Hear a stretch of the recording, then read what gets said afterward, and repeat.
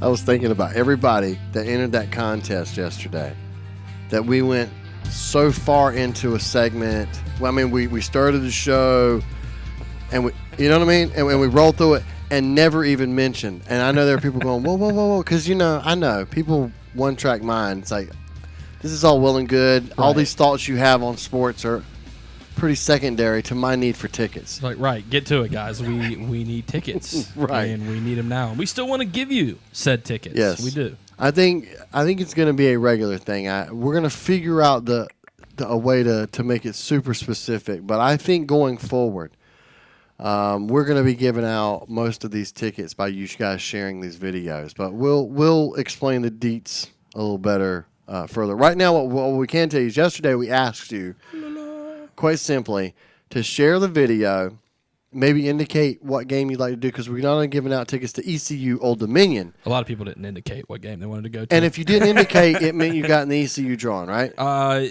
Or did you throw them? You just sent a little bit of both. Okay. Yeah. Okay. You got double chances, maybe. But you get what you get and be happy about it, damn it. We're also giving away tickets to NC State, Virginia.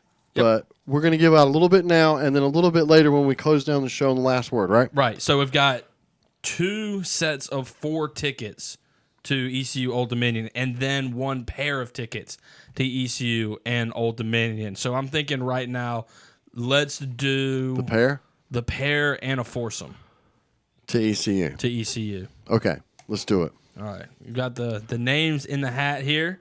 Helmet hat. Okay. Name number 1 is going to go to Susan French. Congratulations. Susan French. Susan French, you shared the video. Congratulations. And you got your name in the helmet, and now you have tickets to Old Dominion, a pair of tickets, She got 4. She got 4. She got 4. Yeah, 4 tickets. 4 first for her, for Susan. Good job, 4 Susan. for Susan. Congratulations. All right, now. All right. That one fell out. That's going to count. That's going to be the one. Okay. This one goes to Sherry Riggs. Sherry Riggs. Congratulations, Woo! Sherry. You have a pair. A pair of tickets. Pair of tickets. Yes, Sherry Riggs. Congratulations. A pair of tickets for this weekend. So good job, guys. ECU Old Dominion, Dowdy-Ficklin Stadium. It'll be a 3:30 p.m. kick, and we have more tickets to give away. And do it later today. We'll do it later today. Absolutely. I know, as I said, going forward, we have more tickets beyond this to give away, more ECU tickets, more NC State tickets, and more tickets. We will discuss that as the season goes on. But, yes, I think this is a great way to do it, and certainly we really appreciate everybody sharing those videos and playing. And there's more to come here today. But we've got important things to do right now, right? I'm waiting on the sound effects machine. I'm sorry. It's time for the headlines, which the headlines, which are brought to you by New Bern Sporting Goods. They are. 3721 sound effects. 3721 Trent Road in New Bern. All of your athletic equipment needs, no matter what sport you play. Yes, they do customized screen printing, embroidery. There you go. And I mentioned this yesterday. I'm going to mention this again. We always think sports, and you have to be maybe a team mom or some sort of a school coach. Listen, I want all the student athletes and weekend warriors to go there. But if you own a business, you're a small business owner, you can get your company logo embroidered nicely on a polo for casual Fridays or for golf events, or screen printed T-shirts to promote an upcoming event. So check out New Bern Sporting Goods today. Again, it's located at 3721 Trent Road in New Bern, or on the web, nbsports.net. New Bern Sporting Goods, we're always in the game. ESPN.com. Former Pittsburgh Steelers star James Harrison offered some unusual advice to Le'Veon Bell regarding his ongoing contract dispute, saying the disgruntled running back should return to the team but fake an injury to avoid playing in games. Quote, "If I'm Le'Veon, I'm coming back. What is it? November 13th, Harrison said, referring to the deadline Bell must report to the Steelers by in order to accrue the necessary service time to become a free agent in 2019. Quote, I'm going to go in there. I'm going to get my credit this season that I need to get, and I'm going to do the best I can to get out of this season healthy. No, he didn't. No, he didn't. No, he didn't. No, he didn't. Well, that's not professional. That's not professional advice. Am I wrong in thinking this is a weird reaction from a guy who's this long time? I mean, the lack of respect Harrison has for the Steelers organization. He spent so much time there. And to me, I mean, is he as iconic as some of the 70s Steelers? No, but I mean, is Ben Roethlisberger for that matter? Probably not. But James Harrison was a part of good and really great Pittsburgh Steelers teams. His history with any other team is insignificant. I mean, when we're far removed from this, James Harrison is going to be remembered as a Pittsburgh Steeler. It's just bizarre that he would make a recommendation that was so anti-Steelers. And I don't know who this reflects on the organization, if it reflects on the coach. I'm and so beyond that, take the whole Steelers thing out of it. Just, wow. Does it reflect poorly on Harrison as a pro? Does this change the way you think about the way that Harrison might have been, even as impressive as he was to me? Right. That if he has that attitude, maybe he could have been better. If he took, this sounds like a guy who takes plays off. Yeah, well, I think he's already trashed his legacy within the last year of his career. I mean, he played 14 of 15 years with the Pittsburgh Steelers and then was mad that his usage role was going way down last year. This screams nothing to me, but James Harrison is mad that TJ Watt came in and took his job, because that's what essentially happened. And you remember James Harrison last year was very vocal and disgruntled with the Steelers and requested to be released, and he went to the New England Patriots. He spent last year some time with the New England Patriots, who ultimately released him because he wouldn't stay awake in team meetings because he didn't feel like he needed to be there and pay attention and learn what was going on with his new team. He was sleeping during meetings with the New England Patriots. He was upset that the Steelers were giving the young guy, and a young stud at that, in TJ Watt, a lot more playing time. So to me, this is just bitter grapes, man. Just sour grapes for James Harrison here, who I think is going a long way to really tarnish a legacy that he had spent a long time building. Because I'm with you. Until the last year or so, I had nothing but respect for James Harrison. As far as super talented, seems to be one of those guys that works his rear end off. You talk about a guy who's 40 years old, and to be in the shape that he's in is unbelievable. But then to act like this and have this kind of attitude and say these things about your former organization, who really didn't do anything but foster him and support him throughout his whole entire career until late. The Steelers didn't do him dirty. He acted like the Steelers did him dirty. Marquise Pouncey went so far as to say that James Harrison tarnished his own legacy last year with the way he dismissed and left the Steelers. So I think this is just a bad look for Harrison. I hope Le'Veon doesn't do any of this. Now, I think he could get away with it. Sure. If you say, "Oh, I'm back. Oh, coach, I've got migraines. I've got migraines. I'm feeling like I've got concussion symptoms." The NFL's not even going to touch that. No. It's a sad state of NFL negotiations, however, to say that this is the point we have arrived at, to where players are considering faking injuries. And I don't know if Le'Veon's actually considering it or not, but it's at least being talked about. And somebody who should have more respect for the game in general, as James Harrison should, is pushing this onto a younger player who, I mean, that would just be a bad look for his career in general. Yeah, it is just, we said this yesterday, and I'll just repeat the fact that I don't think he would have the opportunity now. I honestly think Pittsburgh's moved on. I think the next move they make is trading him. Yeah, well, then, and that's where it gets interesting too, though, because as you heard talked about in the story, sort of like with baseball players, where we talk about, you have to spend X amount of time with the team at the major league level before you can reach arbitration or whatever it is. You saw the Cubs do this with Chris Bryant a couple of years ago, where they will keep a guy in the minor leagues a little bit longer so he doesn't get that extra year of service. Right. Le'Veon Bell owes this year of service to get out of his contract situation with the Pittsburgh Steelers, so he has to report at some point, or else he's going to be in the same exact situation next year. So do the Steelers trade him, or do they welcome him back and then just slap him with the reduced role and say, hey, welcome back, we're happy you're here? They're going to have to pay him something. I mean, if he reports, he's going to be under the franchise tag tender, which is expensive. I think this further implies that trading away Le'Veon Bell is hands down in the best interest of Pittsburgh. Absolutely. By Eddie Matz, ESPN.com. Chalk up another milestone for Max Scherzer. The Washington Nationals ace recorded his 300th strikeout of the season Tuesday night. The landmark whiff came in the top of the 7th inning when Scherzer got Miami Marlins rookie Austin Dean swinging on a 3-2 slider for the second out. Scherzer becomes the 17th pitcher since 1900 to fan 300 batters in a season and the 5th since 2000, joining Randy Johnson, Curt Schilling, Clayton Kershaw, and Chris Sale. Prior to this year, Scherzer's career high was 284 strikeouts, set during a 2016 campaign in which he tied a major league record by striking out 20 Detroit Tigers in a start. Yeah, Max Scherzer. Here's what it sounded like. 3-2 pitch coming home. Swing and a miss. He got him on a slider. And there it is.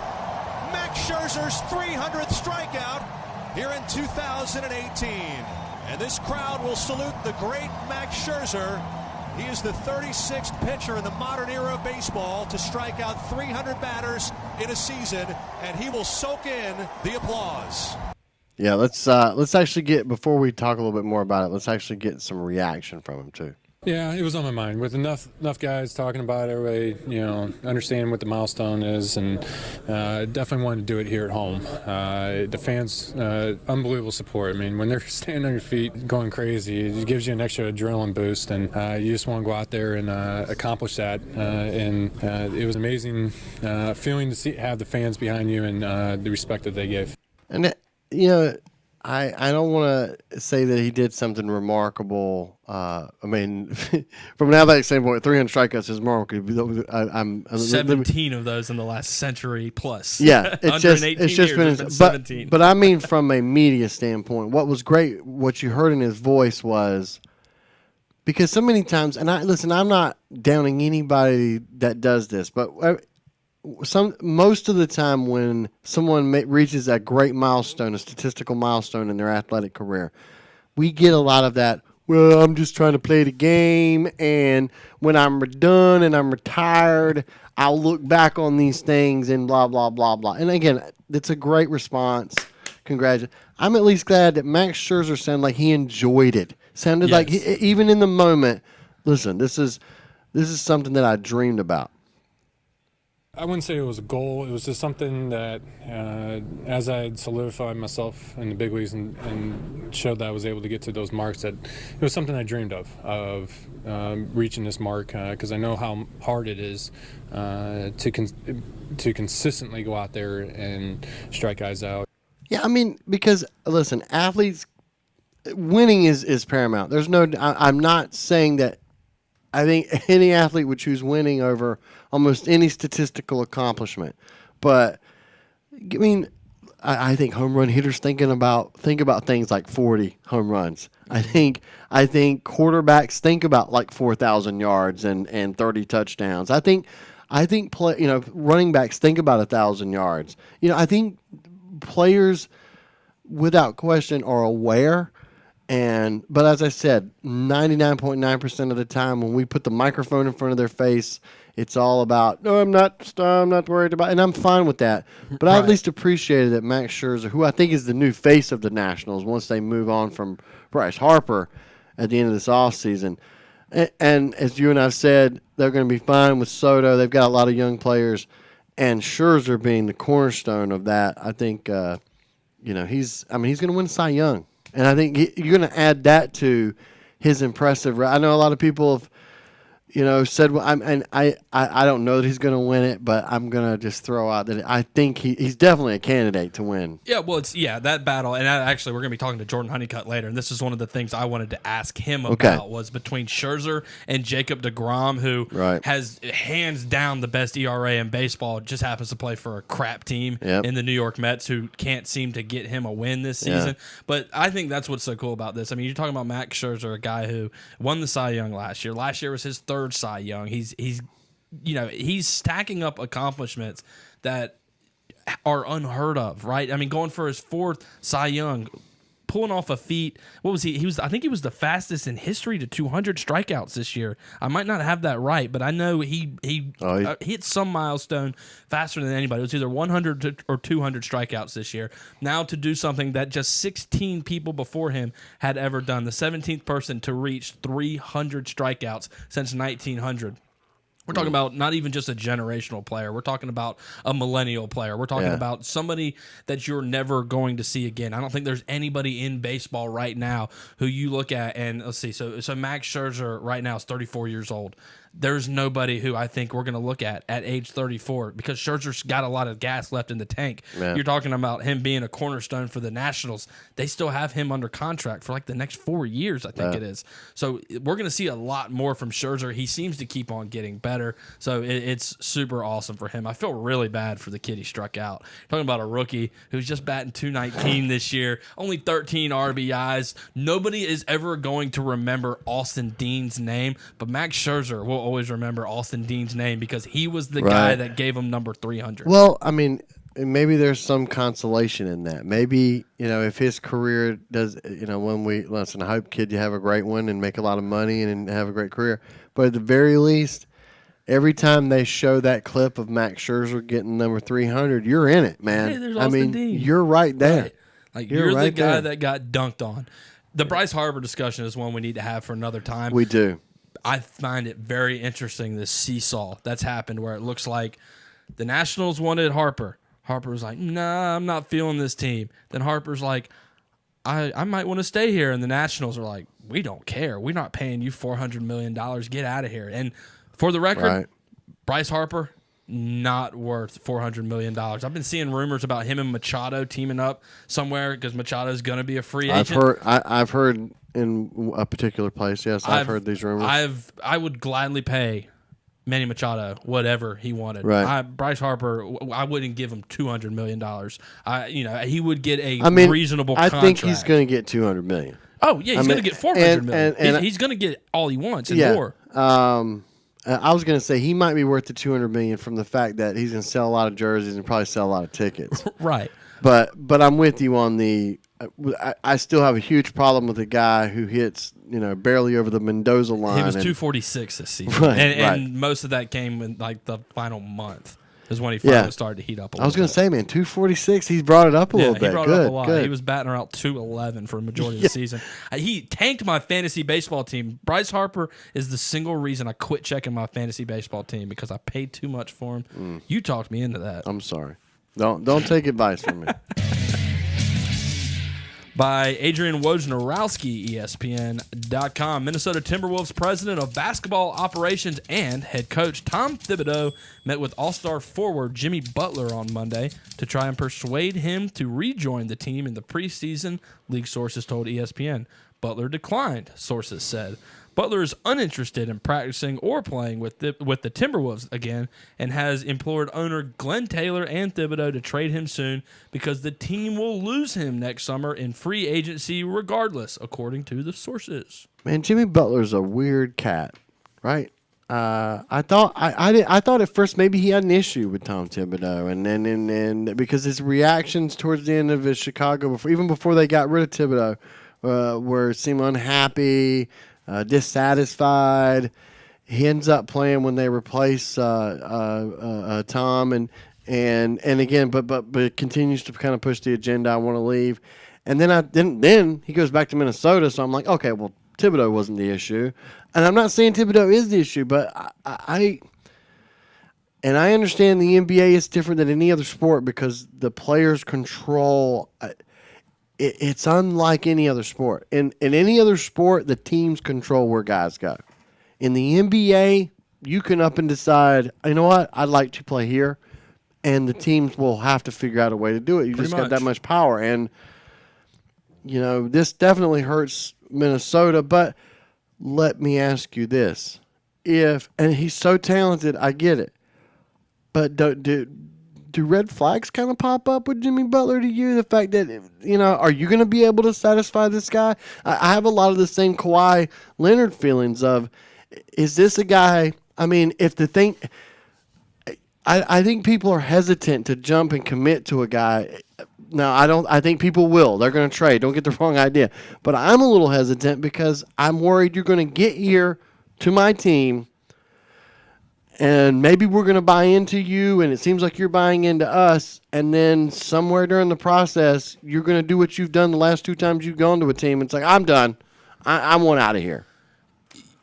Yeah, it's multi-layered because I actually am a huge fan of Jimmy Butler. So this is how I see this situation playing out, because you talk about him being an interesting cat, and the thing that stands out to me most about this story is the comments about how he is the one who is telling Glenn Taylor, and he is the one who is telling Tom Thibodeau, hey, trade me because Right. I'm leaving next year. I'm a free agent next summer. I'm not going to stick around. So this to me is Jimmy Butler trying to help them and say, look, I'm not trying to leave you high and dry. I'm Right. telling you right now my intentions, which is something a lot of teams wish their superstars would do. It's to Right. give them the heads up. Hey, I'm leaving, so here is your opportunity. Here is your chance.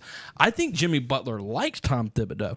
I think Jimmy Butler doesn't like playing for Tom Thibodeau anymore. They spent so much time in Chicago together without having pieces around Jimmy Butler, right? Right. They had that brief shining moment when Jimmy Butler was really young, and there was a healthy D Rose, and there was Joakim Noah, and an aging Mike Dunleavy, and Taj Gibson. It was a good Bulls team, glimpse, and it yeah. looked like there might be some good that comes of this. That team fell apart. They never did a good job of rebuilding around Jimmy Butler. But in the meantime, Tom Thibodeau was running him into the ground. He was playing like 38, 39 minutes a night. Right. The reports on Tom Thibodeau is that he runs these guys hard in practice. Yes. He is, for lack of a better word, a slave driver when it comes to his players, right? Like he just rides them into the ground. And I think Jimmy Butler got worn down being on a losing team and playing for a coach that had that mentality. I think when he saw the opportunity in Minnesota, he said, okay, I have a good relationship with this coach. Let me go play for him because there are pieces in Minnesota that I think we can go and win with, and I think Thibodeau might be a good coach. So if you pair me up with Andrew Wiggins, if you pair me up with Karl Anthony Towns, we could be a really successful team. They did it. They tried. They only got to the 8th place in the Western Conference. They edged out the Denver Nuggets by half a game to slip into the NBA playoffs last year. I think Jimmy Butler, at the age of 28, realizing he is in the prime of his career and now has an opportunity to start over with a new coach, a new organization, and just forget the Tom Thibodeau era of his life, is making a smart decision to get out of Dodge. But I do think he's doing the T-Wolves a favor because LeBron James never told Pat Riley that he was planning on going somewhere else at the end of the season, never told the Cleveland Cavaliers, hey, this is what I'm definitely going to do. A lot of superstars like to sort of leave you on the line and slowly reel you in and make you think they might stay. Jimmy Butler's not doing that. He's being clear with his intentions, which I actually find is a breath of fresh air. Eastern Conference. Does he want to get out of the West? The West got a little Probably. tougher, right? Yeah, the West is terrible. Bring him to Philly. I'll take him. I love Jimmy Butler, man. He's good, and he's a hell of a defender. He's a good player. He's a really good player. But as I said, Tom Thibodeau will work you to death. Absolutely. And Karl Anthony Towns is the most overrated superstar in the league. He is. Big What cat. has he done? Yeah. He's big. He's good. Don't get me wrong. Big I'm not cat. saying he's bad, but he don't win anything. And if you've listened, I know winners in Chicago, which he's been used to, are tough. There's no doubt. But winners in Minnesota, I'm not saying that's the reason why, but it's worse than Chicago. So maybe that had something to do with it. We need to take a break. We'll do that. Come back.